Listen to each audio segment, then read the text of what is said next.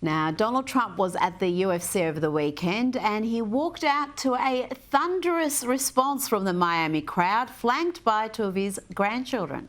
And making the entrance right now to a standing ovation, the 47th President of the United States of America, flanked by UFC CEO Dana White and others, Donald J. Trump.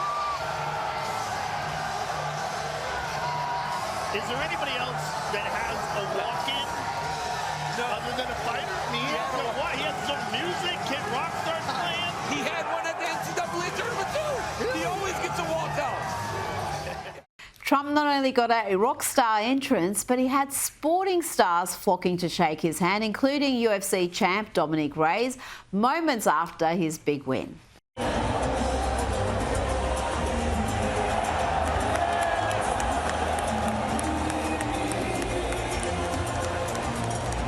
Even Shaq, the great Shaquille O'Neal, made his way through the crowd to greet the president.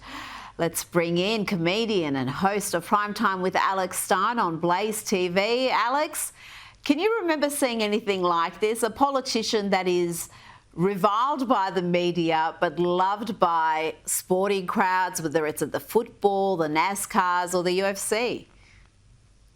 Well, I mean, Donald Trump is the ultimate celebrity, and when you see him walk into that stadium and the place just goes nuts, you know, it makes you feel warm inside as an American citizen, having a president that is not only all the way there, mentally, but he's all the way there when it comes to the support of the country. And you know what I love the most about this, Rita, is I saw Barstool Sports founder Dave Portnoy, who had complained all week about his stock portfolio going down, posting a video of him being a huge fangirl for President Trump. So he has that effect on people. Somebody can lose $7 million in 1 week, and then when you see him, your tune changes, and all of a sudden you love the guy again.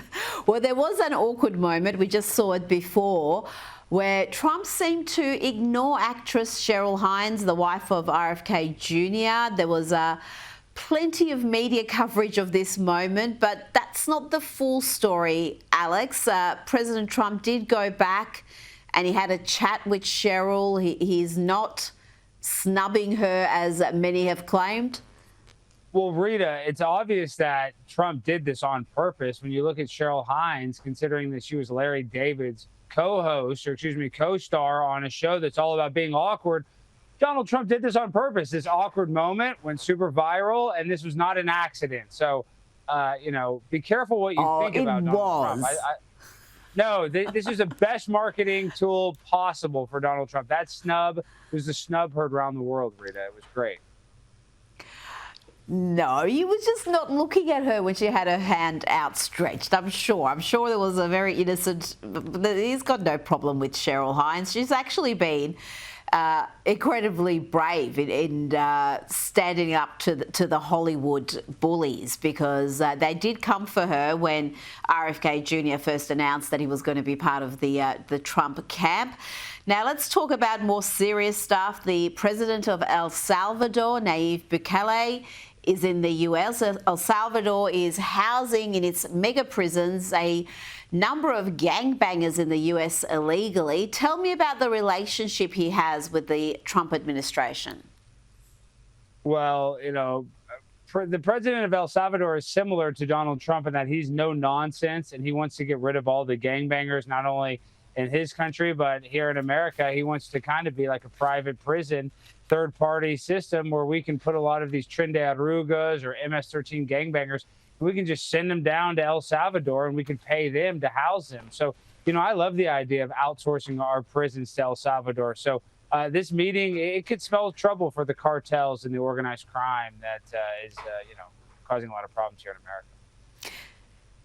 I got to tell you, this guy is one of the most popular leaders anywhere in the world. He was re-elected with such an enormous margin, and he has turned El Salvador from one of the most crime-riddled hellholes anywhere in the world to a safe country, and he's done it in with such speed. It really is a remarkable feat, but the media hates him too, so he never gets any credit for any of that. Also in the White House in recent days, Alex, has been the governor of Michigan, Governor Gretchen Whitmer. She's got ambitions of being the 2028 Democrat presidential candidate. But tell me about this performance here, Alex, trying to hide her face during a meeting with President Donald Trump in the Oval Office. I mean, it just looks juvenile. Oh, Governor Whitmer is the biggest embarrassment when it comes to not just only her state, but when Michigan was locked down, her husband got caught taking their boat down to the boat dock when everybody else was shut down. When it comes to Whitmer, like, you know, she did that weird, publicity stunt where she fed the girl the milk and the Doritos chips. So she's not one to shy away from having her face in front of a camera. So for her to do this is just another political stunt, an embarrassment. And it shows you a politician that doesn't want to try to reach across the aisle to try to get things done for her constituents. Instead, she hides her face because she's ashamed and she's a coward of who she really is.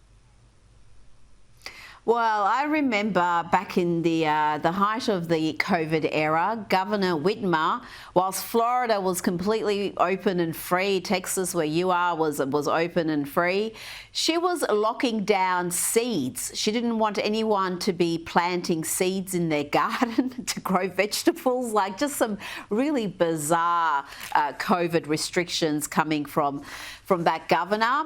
Now, let's talk about Doge. There's another expose by the Department of Government Efficiency. Let's see how many social security numbers have been issued to illegal immigrants. The Immigration Department mailed them a social security number. No interview, no proof of identity. Just put it in the mail. Here's your number.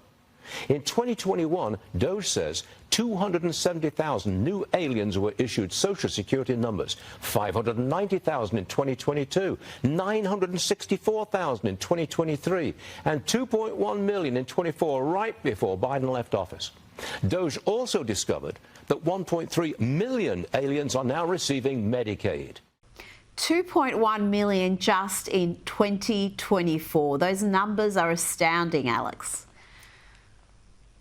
Well, people want to say it's conspiracy, but it's obvious that they wanted to try to import as many people possible so that they can influence future elections. And by giving that many social security numbers, making it accessible to vote for these illegal immigrants, I just think that that's obviously what they were doing. So I'm happy that that now is going to stop. And it needs to go back to the good old days when it was 90-day fiancé. You had to marry an ugly person to become an American citizen.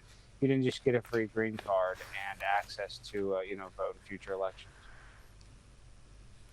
Well, yeah, we'll go back to those heady days. Before you go, I'm really shocked that this story has got barely any coverage. This is a remarkable story. We've got an American, a Russian American, a beautiful ballerina freed in a prisoner exchange, and yet barely any coverage, perhaps because when she was freed, she made the point of thanking Donald Trump. What's your message to the president? Mr. Trump, I'm so grateful for you to bring me home and for American government. And I never felt more blessed to be American. And I'm so happy to get home. Thank you. Welcome home. Alex, she was sentenced to 12 years in a Russian prison after pleading guilty to treason. All for donating just around $50 to a Ukrainian charity in early 2024.